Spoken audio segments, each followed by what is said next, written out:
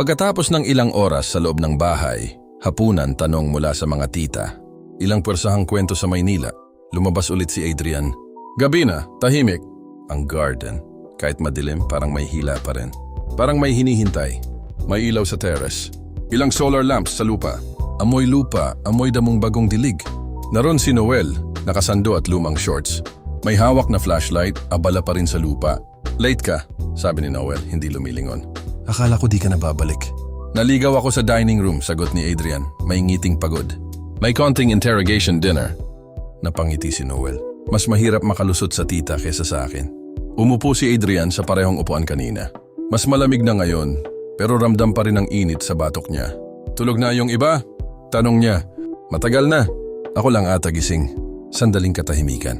Bakit gising ka pa? Siguro naghihintay. Napalingon si Adrian.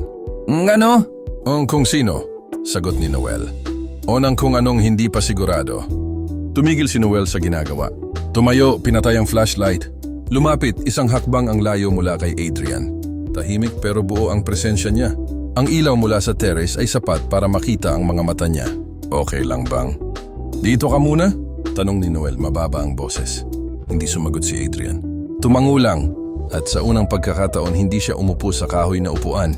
Umupo siya sa lupa katabi ni Noel, sa mismong lilim ng gabi.